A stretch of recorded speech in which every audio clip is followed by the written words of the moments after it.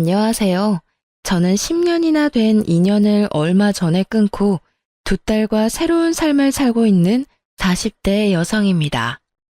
저에게 결혼 생활이라는 것은 소소한 즐거움을 뛰어넘는 시집살이였다고 말하고 싶네요.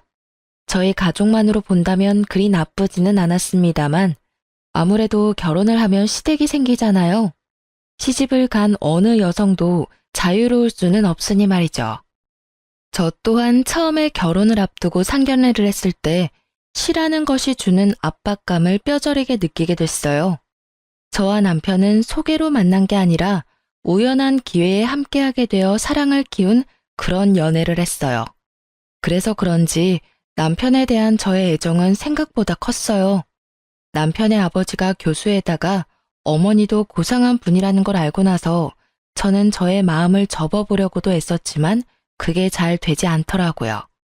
제가 왜 마음을 접으려 했냐고요? 당연히 저의 집 사정과 정반대의 집안이라 부담감이 컸거든요. 결혼이라는 게 고만고만한 사람들끼리 하는 게 가장 좋은 법이잖아요. 저희는 남편 집과는 다르게 그다지 잘 사는 집이 아니었어요. 아버지는 많이 배우지는 못하셨지만 건축업을 하며 저희를 먹여 살렸고 어머니도 항상 일거리를 찾아서 돈을 벌어야만 했던 가정이에요. 저는 제 부모님에 대해 애정을 갖고 자부심을 가지고 있어요. 그렇지만 서로의 조건이 이만큼 다르면 당연히 남편 집안에서 반대를 할 거라고 생각했어요. 그런데 저희 집에서도 반대를 하더군요. 너무 환경이 다른 집에 가면 너만 고생할 뿐이라고 아버지가 어찌나 말리시던지. 어머니는 눈치 보더라도 돈 걱정 안 하며 사는 게 제일이라고 하셨지만 아버지는 딸이 눈칫밥 먹으며 사는 게 싫으셨나 봐요. 교양 있는 분들이라 그러지 않을 거라 우스갯소리로 말했는데 웬걸? 교양 있는 사람이 더 심하게 눈칫밥을 줄 줄이야. 그때는 미처 몰랐답니다. 결국은 남편의 설득으로 시댁에 한번 가보게 되었어요. 상견례라던가 그런 건 아니었고 한번 갔다가 저를 탐탁치 않아 하면 그만두자 하고 생각했던 거였어요. 그렇게 시댁에 갔는데 두 분 다 의외로 호의적인 느낌이었어요. 시부는 깐깐하게 보였지만 교수님답게 옳고 그름에 민감한 분이었고 시모는 고상한 사모님처럼 보였지만 할 말은 다 하는 타입이었어요. 그리고 결혼 후에 시모가 교양 있는 말투로 독서를 한다는 걸 잘 알게 됐고요. 그때 시모는 제게 결혼을 하고 싶으면 한 가지 조건만 허락하면 된다고 하셨어요. 그건 바로 시모의 시모, 즉 시조모를 제가 맡아줬으면 한다는 거였어요. 물론 이게 같이 살면서 돌보라는 거였다면 저도 허락을 안 했겠지만 당시의 시조모는 작고 왜소한 분으로 본인 앞가림은 다 할 줄 아시는 분이셨어요. 그리고 혼자서 좋은 집에서 잘 살고 계셨고요. 대신 시조모가 부를 때는 무조건 가야 한다는 게 조건이었어요. 처음에는 망설였는데 시부가 한마디 거들더라고요. 시조모를 돌본다면 시부모인 자기들은 모실 필요 없다고요. 그리고 시조모를 모시며 결혼하면 신혼집을 마련해 주겠다고 하셨어요. 그 이야기에 저는 마음이 확 기울었어요. 나쁘지 않은 이야기라고 생각했어요. 아무래도 없는 집에서 자란 제게 자가라는 건 상상만으로도 달콤한 것이었으니까요. 그래서 저는 그 일을 맞는 조건으로 결혼을 할 수 있게 되었죠. 그런데 문제는 시모를 모시지 않는다고 하여 시집살이에서 자유로울 수는 없다는 점이었어요. 제가 그 부분을 놓친 거였죠. 저는 결혼 후 첫째 딸을 낳고 그럭저럭 괜찮은 시간들을 보내고 있었어요. 시모가 말한 시조모를 모시는 일도 그렇게 힘든 일은 아니었어요. 오히려 시조모의 성품이 저와 잘 맞아서인지 둘이서 대화를 하는 게 그렇게 재미있을 수 없더라고요. 저는 애늙은이 같은 면이 있었고 시조모는 젊어 보이는 것에 민감했으니 어찌저찌 잘 맞았던 거였어요. 그래서 제게 시조모 부양은 부양이 아닌 말벗의 느낌에 더 가까웠어요. 처음에는 빠릿하게 집안일을 해나갔다면 이후에는 차츰 시조모께서 그런 일은 아줌마를 부르면 된다며 이야기나 더 하고 가자고 하시더라고요. 결국은 재미있게 이야기를 하고 맛있는 걸 먹는 아주 재미있는 시간이 되었으니 저야 더 바랄 게 없는 상황이었죠. 그렇지만 문제는 시조모님이 아닌 시모에게서 나타났어요. 제가 둘째를 낳았을 무렵이었죠. 첫째가 딸이었기에 시모는 둘째는 꼭 아들을 낳기를 원했어요. 그런데 어디 아이가 원하는 대로 성별을 타고 나오나요? 결국은 둘째도 딸아이였다는 게 문제의 시작이었어요. 저는 당시에만 해도 그렇게 심각하게 느끼지 못했어요. 그런데 시부모가 산부인과에 왔을 때 뭔가 잘못됐다는 걸 느꼈어요. 바로 밝은 시부의 표정과는 다른 차가운 시모의 표정 때문이었어요. 시부와 남편이 맛있는 걸 사오겠다며 나간 사이 시모가 제게 말하더군요. 첫째 때는 첫아이라 그러려니 했는데 두 번째까지 딸인 건 좀 너무하지 않니? 어떻게 넌 아들 하나를 못 낳아? 정말. 내가 남편 때문에 금팔찌를 사오긴 했다만 솔직히 네가 감히 이걸 받을 자격이 있는지는 너 스스로 생각해봐. 그리고 딸 낳고 조리할 생각은 하지 말고 보름 뒤에 집에서 김장하니까 그때 꼭 와서 거들고 가거라. 보름 뒤요? 애가 아직 어려서 다른 데 맡기기가 힘든데 올해만 좀 봐주시면. 봐주긴 뭘 봐줘? 내가 심하다고 생각하니? 아니야, 네가 나한테 너무한 거지. 어떻게 내리 딸만 낳을 수 있어? 아들이 없으면 우리 집 재산은 누가 지내? 저는 시모의 말에 할 말이 없었어요. 제가 잘못해서가 아니라 어이가 없어서요. 이 말도 안 되는 언행에 어디를 어떻게 어디서부터 지적해야 할지 알 수가 없었으니까요. 시부와 시모가 돌아오니 시모는 제게 언제 그랬냐는 듯 조리 잘하라며 덕담을 하고 돌아가시더군요. 참으로 가증스러운 모습이었어요. 저는 참다 못해 남편에게 말했어요. 어머님이 보름 뒤에 김장할 때 나더러 오래. 나 몸도 안 좋은데 김장까지 하면 진짜 반은 죽을지도 몰라. 설마 일 시킬 리가 있겠어? 산후조리 잘하라는 분인데. 그냥 손녀 보고 싶은 마음에 당신을 부른 거겠지. 일한다 생각하지 말고 갔다 와. 첫째는 내가 봐줄까? 진짜 그럴까? 근데 어머님이 아들 원하셨는데 딸 낳아서 많이 실망하시던데 그 부분에 대해서 들은 건 없어? 아니, 설마. 요즘 세상이 어떤 세상인데 딸 아들 구별해. 나는 아들보다는 딸이 더 좋아.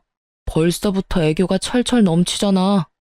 남편이 딸을 좋아하니 마음을 굳게 먹었어요. 보름의 시간이 지나고 저는 일복을 입고 집을 나서려 했어요. 그런데 남편이 일하라고 시키지는 않을 거라며 편한 옷 입고 가라고 하더군요.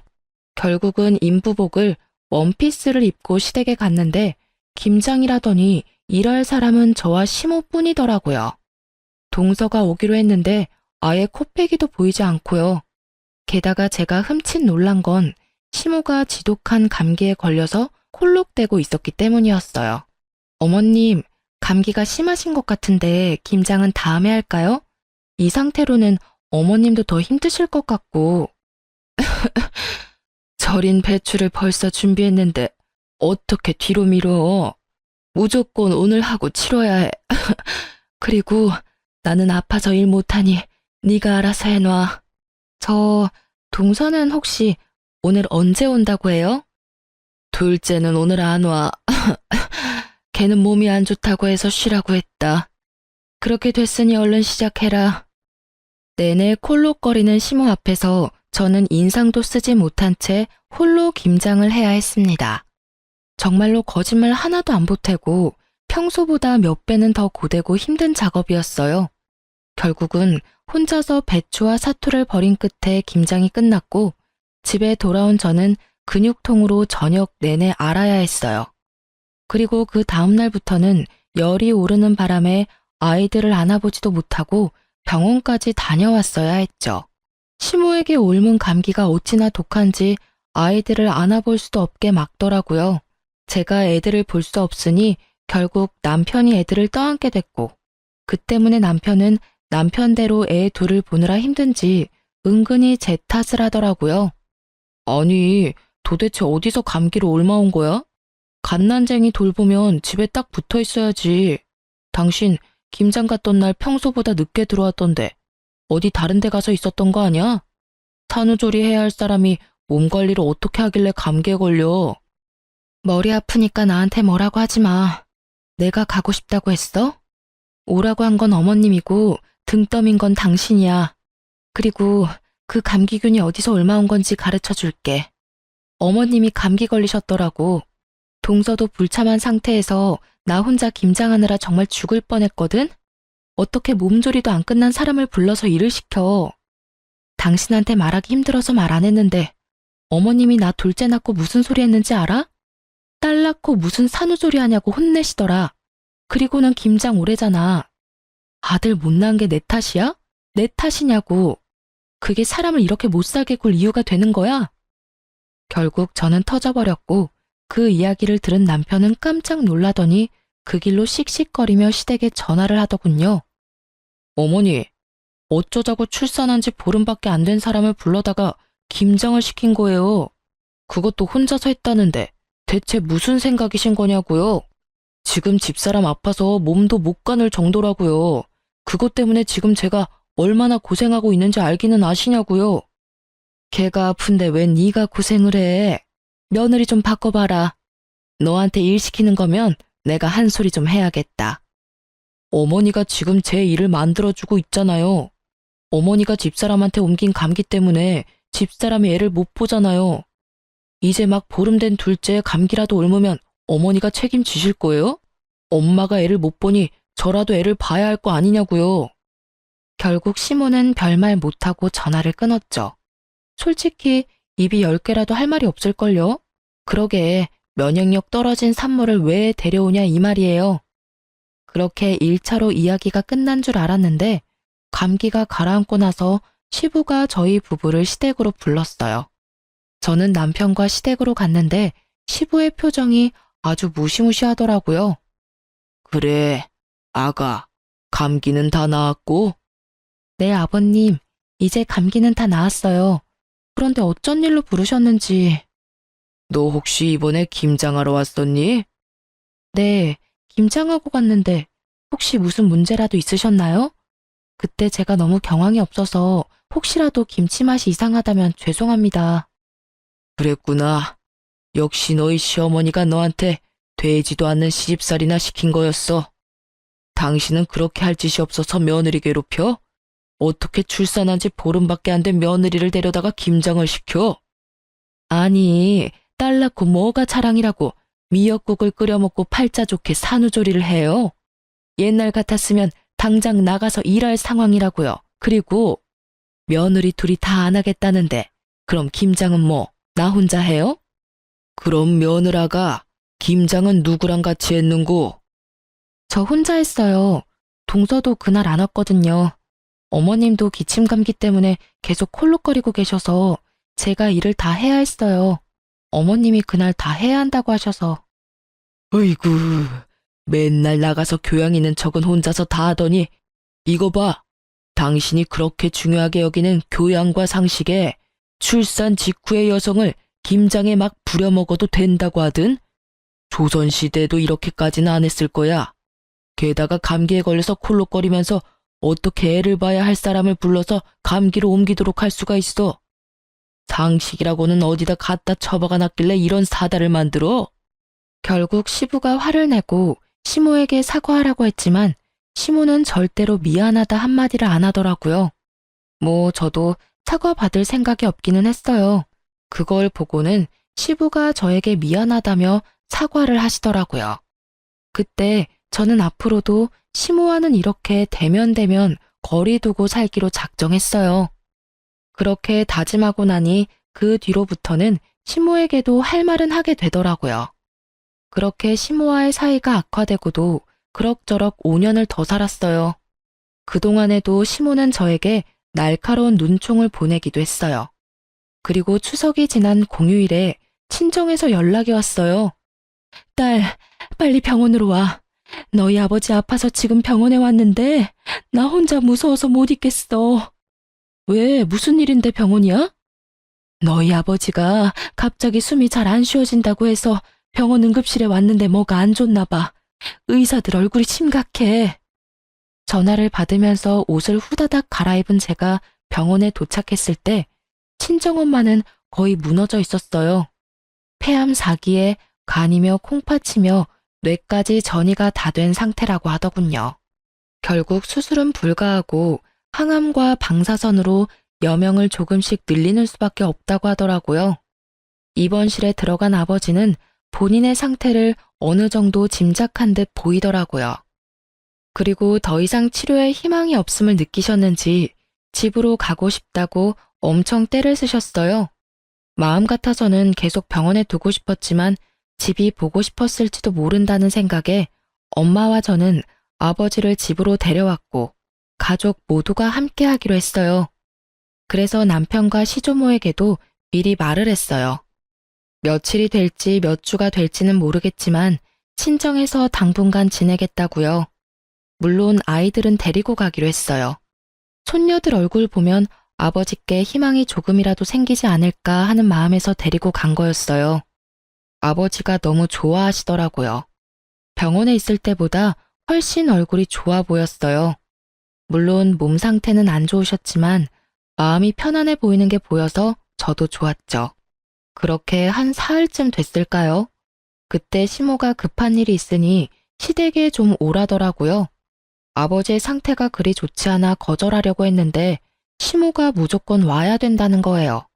그만큼 중요한 일이 뭐가 있나 생각해봐도 전혀 생각이 나지 않으니 결국은 잠깐 갔다 오기로 했어요. 시댁에 갔더니 동서가 집에 와 있더라고요. 동서는 보름 전 출산을 하고 이제 막 조리원에서 나온 상태였거든요. 처음에는 설마 시모가 동서의 산후조리를 해주려나 하는 생각을 했어요. 동서는 시모가 원하는 아들을 낳았거든요. 그럴 수도 있을 거라고 생각했는데 제 예상은 완전히 빗나갔어요. 왔으면 빨리 네 동서 수발이나 들어라. 넌 뭘 하느라 집에 없어? 하긴 딸만 둘 낳은 네가 이렇게 아들 낳은 동서 얼굴 보는 것도 민망하겠지. 그래도 이럴 때는 네가 솔선수범으로 와서 도와야 하는 게 맞는 거 아니니? 동서의 아들을 품에 안고 어르는 것을 보니 우리 아이들 태어났을 때가 생각나더라고요. 한 번을 안아준 적이 없으면서 손주는 아주 끼고 도는 모습을 보니 참으로 어이가 없더라고요. 제가 아무 말도 없이 미동도 없이 시모만 쳐다보고 있으니 뭐 하냐는 식으로 제게 말하더라고요. 뭐해? 설마 싫은 거야? 그럼 너도 아들을 낳았어야지. 아들도 못 낳은 네가 이 집에서 이 정도도 못하면 안 되지. 뭐라도 도움이 될 생각을 좀 해. 하기 싫은 티 내지 말고. 도대체 뭐가 문제인지. 우리 집 장손에 문제가 있는 건 아닐 거고 밭이 좋지 않은 거지. 그래도 둘째가 이리 아들을 척하니 안겨주니 얼마나 좋아? 시모는 이미 저와 이야기를 할 상황이 아니더군요. 저는 고개를 흔들며 동서를 봤어요. 설마 동서도 이 어이없는 연극 같은 일에 동조한 건 아니지 않을까 했는데 제 예상이 빗나갔더라고요. 동서는 침대에 누워서 저한테 말하더라고요. 죄송해요, 형님. 그런데 물 좀 가져다 주시면 안 될까요? 몸이 엄청 안 좋네요. 그리고 저 먹고 싶은 거 있는데 잡채랑 갈비찜 좀 만들어 주시면 안 돼요? 몸이 아직 안 풀려서 그런지 몸에 좋은 음식들이 막 먹고 싶네요. 실실거리며 시켜 먹으려는 동서를 보니 아주 배알이 뒤틀리더라고요. 출산 후 딱 보름, 저는 그때 김장을 하고 있었죠. 이런 극진한 수발 같은 거 받아본 기억도 없는데 정말 화나더라고요. 위독한 아버지 놔두고 여기 오게 만든 것도 열받았어요. 중요한 이유도 아닌 그저 동서의 산후조리를 위해 제가 가족과 보낼 수 있는 유일한 시간을 뺏겼다는 것이 너무 열받는 일이었거든요. 결국 이런 말도 안 되는 일에 제 입에서도 고운 말이 나오지는 않더라고요. 어머님, 제가 딸만 낳아서 미운 건 아시겠는데 때를 좀 가려서 이런 일 시키세요. 제가 분명히 아버지 위독하셔서 아버지 곁에 있어야 된다고 말씀을 드렸는데 이렇게 부르는 건 상식 밖의 일 아닌가요? 그리고 아들이 그렇게 좋아서 동서 수발 들고 싶으면 어머님 본인이 하세요. 왜 저한테 그런 일을 시키세요? 게다가 요즘에 도우미도 부를 수 있는데 일부러 저한테 시키는 것 자체가 저를 괴롭히려는 것으로밖에 안 보인다고요. 아시겠어요? 그리고 동서도 이러는 거 아니지. 내가 손윗 사람인데 아주 턱짓으로 사람을 부려먹으려고 해. 물 먹고 싶으면 알아서 가져와서 먹어. 손이 없어 발이 없어.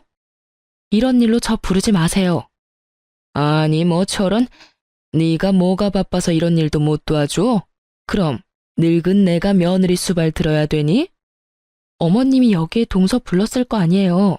그럼 어머님이 책임지셔야지. 왜 이제 와서 애먼 사람한테 난리래요? 다 됐고 저 이제 부르지 마세요. 그렇게 말하고 나오는데 친정 엄마에게서 전화가 왔어요. 절대로 듣고 싶지 않았던 소식, 바로 아버지의 임종이었어요. 결국은 저는 시모의 이런 상식 밖의 행동 때문에 아버지의 임종조차 지키지 못한 딸이 되었어요. 그게 너무 원통하더라고요. 그렇게 계속 있었는데 가시는 길 배웅을 못하다니. 그래도 장례는 치러야 하잖아요. 그래서 마음을 다잡았어요. 시모의 일은 접어두고 이 장례식을 잘 치러야겠다는 생각만을 하고 있었는데 제 불붙은 가슴에 기름을 끼얹은 일이 다시 일어났어요. 이번에는 아예 대참사 수준의 사건이었죠. 아버지 장례 때 시부는 병원에 입원 중이었어요. 그래서 시모만 장례식장에 왔는데 제게 봉투를 주시더라고요. 봉투를 챙겼는데 딱 5만 원이 들어있더라고요.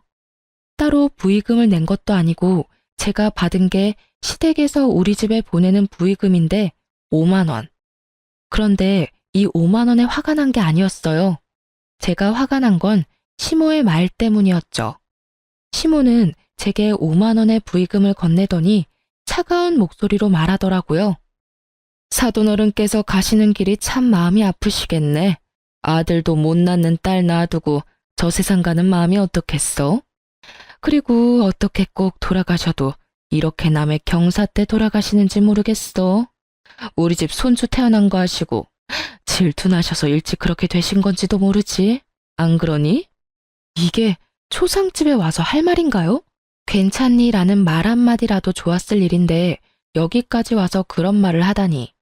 저는 시모의 말이 저를 향한 욕이 아니라 친정아버지에 대한 모욕으로 받아들였어요. 결국 장례식이 끝나고 꾹꾹 눌러 담았던 화를 남편에게 가서 풀었어요. 어머님, 도대체 나한테 왜 그러시는 거야? 당신 장례식장에서 어머님 봤어? 또 무슨 일 때문에 그러는데? 엄마 그러는 거 하루 이틀 일도 아니잖아. 그냥 당신이 참고 좀 넘어가면 안 돼? 아니, 당신은 왜 내가 잘못했다는 식으로 말해? 어머님이 오늘 장례식장에 오셔서 꼴랑 부의금 5만 원 주고 가셨어. 그러면서 나한테 뭘 하시는 줄 알아? 몰라. 모르겠고 듣고 싶지도 않아. 그리고 부의금 5만 원이 어때서? 돈 때문에 난리치는 거 보니 정이 다 떨어져. 엄마가 장례식장까지 간 정성이 있는데 설마 돈 적게 냈다고 뭐라 하는 거야?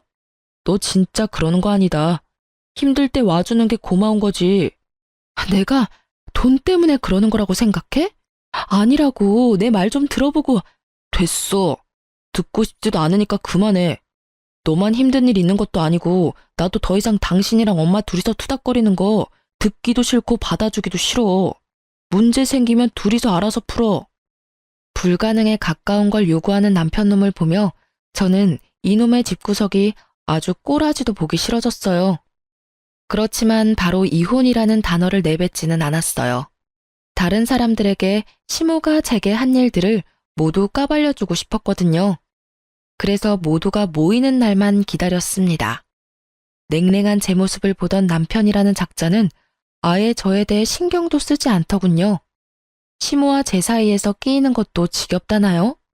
완전한 해결책을 바란 것도 아닌데 남편의 그런 행동은 저를 정떨어지게 만들기 충분했어요.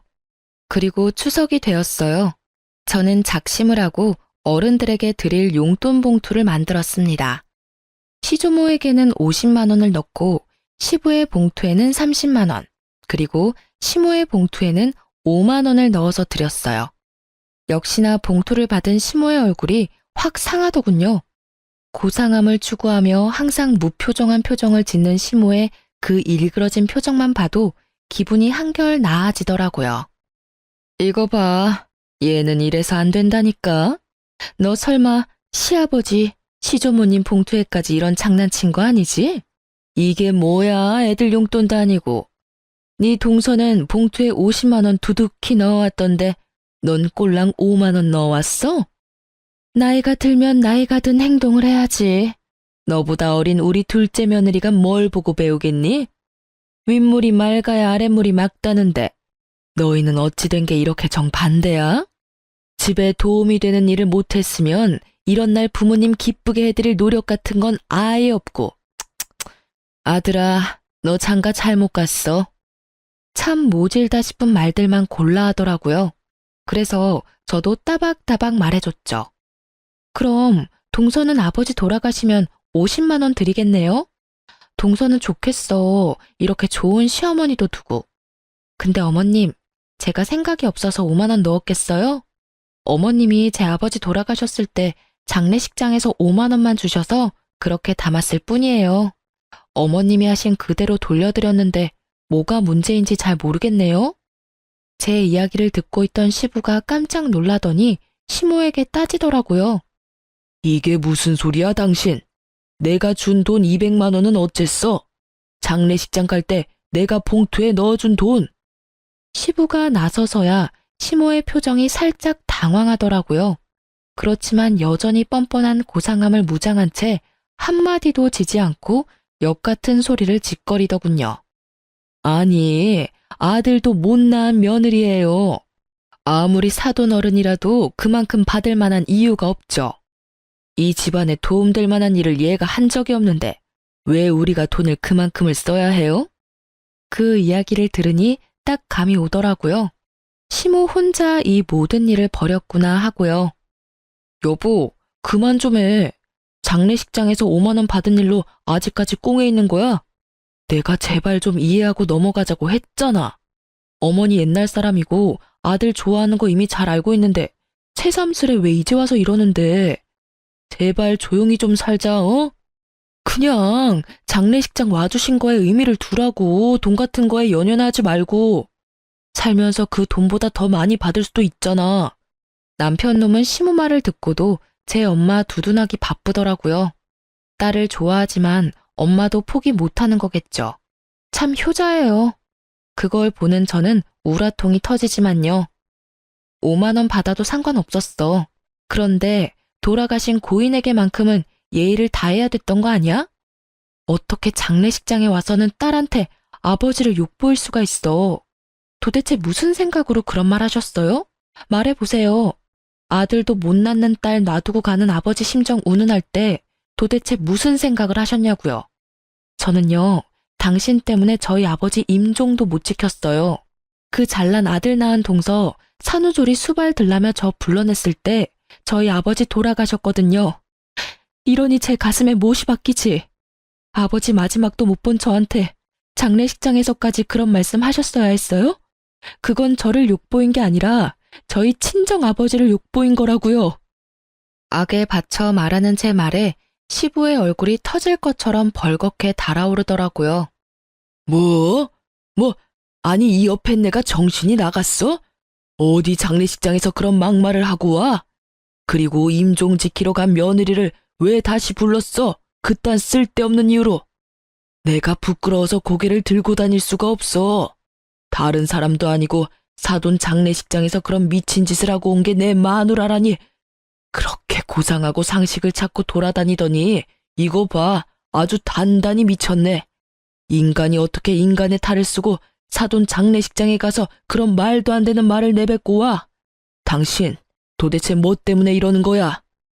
시부의 호통 소리에 집안이 조용해졌어요. 그리고 남편놈의 얼굴도 당황한 표정이 역력했죠. 제 말을 들으려고 하지도 않는 바람에 시모가 제게 그런 말을 했던 걸 지금 알게 됐으니까요. 당신은 그 중요한 이야기를 왜 지금 해? 미리 말했으면 내가 잘 알아서. 듣고 싶지 않다며, 알아서 잘 좀 하라며. 이제 둘 사이 신경 안 쓰겠다고 한 사람이 누군지 알아? 내가 왜 말을 안 했겠어? 말하려고 했는데 당신이 안 들은 거잖아. 나는 당신한테 이미 정이 다 떨어졌어. 이야기를 들을 준비조차 안 된 사람하고는 같이 못 살아. 그러니까 우리 이혼해. 갑자기 무슨 이혼이야? 다시 생각해봐. 어머니도 빨리 사과하세요. 이건 아무리 봐도 어머니가 잘못하신 거예요. 장례식장에서 왜 그런 소리를 하신 거예요? 남편 놈이 그제야 뒤늦게 시모를 닥달했지만 시모는 눈도 깜빡하지 않더라고요. 이 와중에 동서는 두 눈 동그랗게 뜨고 구경만 하고 있고요. 조만간 둘 다 눈 돌아갈 일들이 생길 텐데 말이죠. 그때 시모가 차분하게 한마디 하더군요. 이혼해. 너는 뭘 그렇게 잘했다고 이렇게 당당하게 굴어? 아들도 못난 너 같은 건 이 집안에 필요 없어. 그리고 시어머니 못난 점 남들한테 다 까발리는 나쁜 며느리도 나는 필요 없다. 그러니 헤어져. 네, 못할 건 없죠. 저도 남의 아버지 장례식장에 와서 아버지랑 그 딸한테 나란히 모욕을 준 사람을 제 시어머니로 모시고 싶지 않으니까요. 저는 그렇게 말하고 말 한마디 없이 이 상황을 지켜보던 시조모에게 가서 말했어요. 할머님, 죄송해요. 제가 이제 돌봐드리지 못할 것 같아요. 다른 사람을 찾아보시는 게 좋을 것 같아요. 이제까지 잘 대해주셨는데 너무 죄송하고 또 죄송한 마음뿐이에요. 이렇게 끝을 맺게 돼서 제 마음도 너무 안 좋고. 저의 이 말에 그제야 시모 얼굴이 새파랗게 질리더라고요. 그리고 덩달아 동서의 얼굴도 팍 일그러졌어요. 그 얼굴을 보는데 어찌나 통쾌하던지 이제야 눈치를 챘나 봐요. 여태껏 저한테만 맡겨두고 아예 기억 속에서 삭제시켰는지 저와 결혼할 때 한 약속은 머릿속에서 사라졌었나 봐요. 시조모가 아직까지도 이 시가의 재산을 꽉 쥐고 있는데 시모가 아무리 대단해도 시조모에게는 찍소리도 못하거든요. 제가 이혼을 하면 당연히 제가 하던 일은 시모의 일이나 동서의 일이 될 테니 그제야 둘 다 아차 싶은 표정을 지은 거겠죠. 그래, 절이 싫으면 중이 떠나는 게 맞다. 그러면 남은 사람 중에 누가 나를 돌볼 거냐? 애미 너냐? 아니면 둘째 손주 며느리가 볼 거냐? 그런데 선임자가 워낙에 잘해줘서 말이지. 그만큼 못해주면 있던 것도 다 날아갈 것 같은데 괜찮겠니? 시조모의 말에 두 사람 다 얼굴이 새파랗게 질려서는 서로에게 할 일을 미루더라고요. 그렇게 사이좋은 고부 사이가 순식간에 틀어지는 걸 보는 이 기분이 참으로 재미있었어요. 저는 남편에게 말했어요. 당신이 딸한테는 좋은 아빠인 거 잘 알고 있어. 하지만 당신 어머님이 우리 딸들을 어떻게 생각하는지 잘 알았지? 여기 둬봤자 손녀 취급도 안 해줄 것 같으니 내가 데려갈게. 제 말에 남편은 한마디도 못하더라고요. 제가 이혼을 말해도 부모가 더 소중한 사람이더라고요. 그래서 그냥 버리고 가기로 결정했어요. 제게는 두 딸만 있으면 돼요.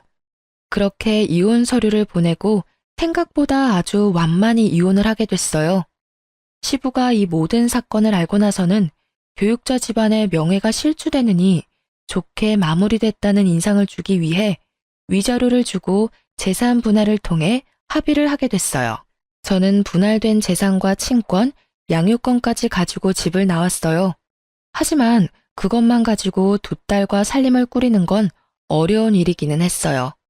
그래서 많이 힘들었지만 그런 저에게 도움을 준 건 의외로 시조모였어요.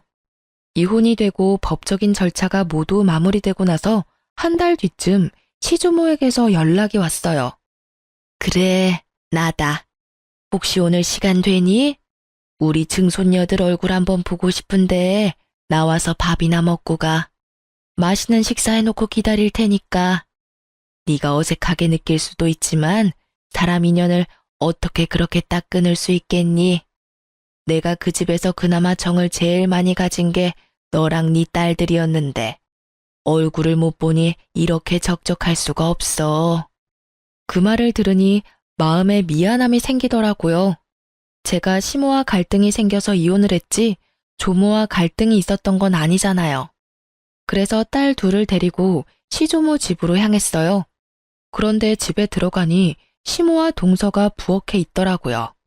열심히 음식을 만들고 있는데 냄새를 맡아보니 제가 좋아하는 수육과 꼬막 무침이더라고요. 설마 이 사람들하고 제외시키려고 불렀나 싶었는데 시조모가 나오더라고요. 왔니? 여기 얘들은 신경 쓰지 말거라.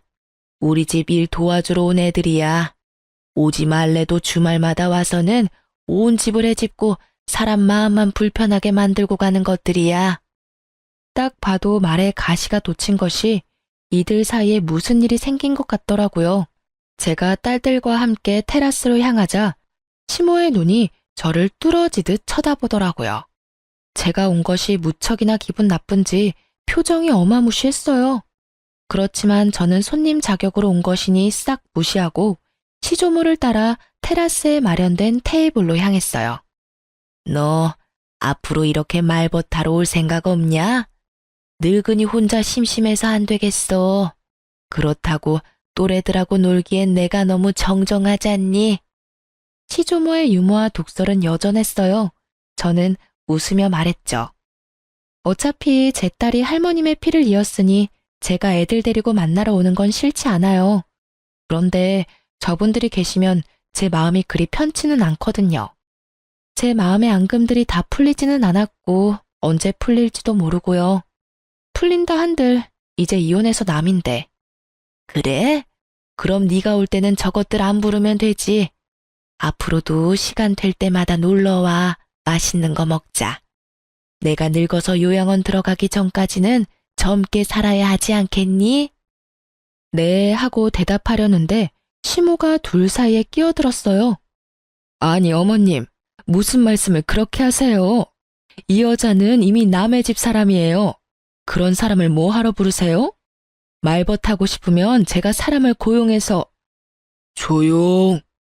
내가 언제 너 말하라고 했어? 있는 듯 없는 듯 조용히 있다가 가라고 했지. 넌 있는 사람 간수도 못하면서 또 어디 가서 사람 데리고 올 생각이냐? 너 생각하는 건 안 봐도 눈에 훤하다. 내가 혹시 재산 증손녀들에게 넘겨줄까 봐 그것 때문에 이렇게 난리치는 거 아니야? 솔직히 걱정이 안 될 수는 없죠. 두 사람이 이렇게 가까운데 저라도 이 집 재산 지켜야죠. 그 말에 시조모가 두 눈을 치켜뜨더라고요. 네가 뭔데 이 집 재산을 지켜?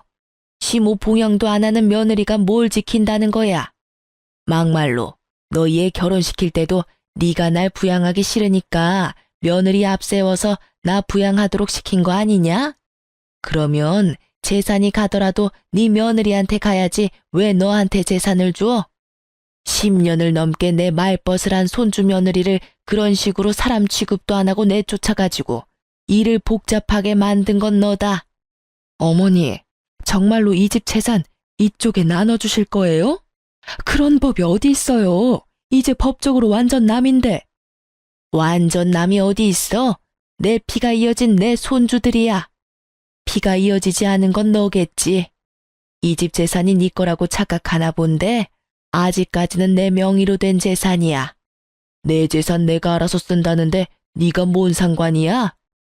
시조모의 말에 시모의 표정이 뾰로통하게 변했어요. 대꾸하고 싶은 눈치였는데 더 큰 불호령이 떨어질까 참는 것 같았어요. 둘 다 하기 싫은 거 억지로 하는 얼굴로 와서는 일도 제대로 안 하고 집만 어지르고 가는 거 내 모를 줄 알았냐? 그런 주제에 재산이 탐이 나기는 나. 재산 가져갈 생각이면 간쓸게 다 빼다 줄 것처럼 살랑거려도 모자랄 판에 낯짝 뻔뻔하게 들고는 너희들 일 전부 직원들한테 시키는 거 내가 봐서 다 알아.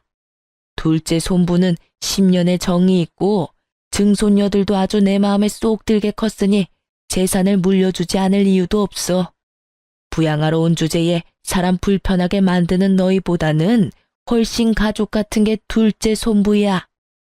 시조모는 그렇게 말하고 통장과 도장을 하나 꺼내더라고요. 이혼 전에 주려고 했던 건데 지금 주게 되는구나. 자, 여기 얼마 안 되지만 6천만 원이다. 네가 나를 모시러 온 그달부터 꼬박꼬박 50만 원씩 넣었어. 내가 주는 선물이고 그게 불편하면 퇴직금이라고 생각해라. 그간 고생 많이 했다. 어머님, 그걸 왜 생판 남한테 주시냐고요? 이혼하면서 위자료며 재산 분할로 다 가져갔어요. 그거 안 주셔도 제 살만 하다니까요? 네가 기어코 내 재산을 물려받기 싫구나. 네 남편한테도 이야기해 줄까? 그 말에 시모가 즉시 입 다물고 깨갱하더라고요. 저는 시조모의 선의를 좋은 마음으로 받아들였고 그 돈과 위자료, 재산 분할로 받은 돈으로 지방의 작은 아파트를 구할 수 있었어요. 그 뒤로도 시조모와는 좋은 관계로 잘 지내고 있어요. 그러나 시모와 동서는 결국 조모의 화를 피하지 못한 듯 하더라고요. 시조모가 지나가는 말로 슬쩍 이야기하시더라고요. 얼마 전에 유언장을 썼는데 쓸데없는 이름 2개를 지워버렸어. 내 평생 돈이라고는 들고 나가는 게 제멋대로라. 내가 마음대로 하는 게 아니라는 생각이었는데 그것들 하는 걸 보니 아주 아깝더라고. 그래서 빼버렸지. 그랬더니 아들놈이 지 마누라를 잡는데 아주 배꼽 잡고 웃었구나. 고상한 척 아주 혼자 온 집안을 들쑤시고 다니더니 결국은 남편한테까지 버림받을까봐 요새는 설설 겨. 그러게 처음부터 마음을 곱게 썼으면 이런 일 없었을 거 아니니? 그 말을 들어보니 결국은 시부에게도 미움받게 되고 동서도 시모의 그런 모습을 보고는 노선을 갈아탄 듯 보였어요. 그 이야기를 들으니 이상하게도 마음이 좀 후련해지더라고요. 제 마음속에 그만큼 상처가 됐었나 봐요. 하긴 장례식장에서 그런 일을 겪을 줄 누가 상상이나 했겠어요? 2 딸들은 시모가 자기들을 홀대한 걸 기억하고 있어서인지 제 이혼도 잘 받아들여 주었어요. 전 남편은 아이들을 좋아해서 자주 만나러 와요. 그러면서 매번 재결합을 말하더라고요. 그 사람도 사람인지라 저와 재결합하면 할머니가 자기에게 재산을 많이 물려줄 거라 생각했나 봐요. 저는 그런 총극에 어울려줄 생각도 없고 무엇보다 그런 큰일에 언제나 부혜자처럼 한 발 물러서 있던 전 남편을 용서할 생각도 없어요. 제가 시모와 사이가 나빠진 건 시모의 행동과 언행에도 문제가 있었지만 전 남편이 적절히 중간에서 중재를 해주지 않았다는 것도 크다고 생각하거든요. 그냥 이렇게 가끔 아이들을 만나러 오는 아빠 역할만으로도 저는 충분히 고맙게 생각하고 있고 딱 그뿐인 감정이에요. 저는 시모 때문에 재혼 생각은 아예 없이 그냥 살고 있어요. 이렇게 간섭받지 않고 자유롭게 사는 게 더 재미있기도 하고 힘든 일도 분명히 많지만 그것을 모두 덮을 만큼 마음이 개운한 것도 있어요. 처음 이혼할 때 홀로서기에 대한 두려움이 있었는데 지금은 전혀 그런 마음이 없거든요. 글을 쓰다 보니 한없이 길어졌지만 제가 하고 싶은 이야기는 다 쓴 것 같아요. 제 이야기에 같이 욕해주시는 분도 계실 거고 안타까워할 분들도 계실 거예요. 그렇지만 저는 지금 그 어느 때보다도 즐거운 하루를 보내고 있어요. 모두들 저처럼 홀가분하고 행복한 하루를 보내시길 바래요. 글 읽어주셔서 감사합니다.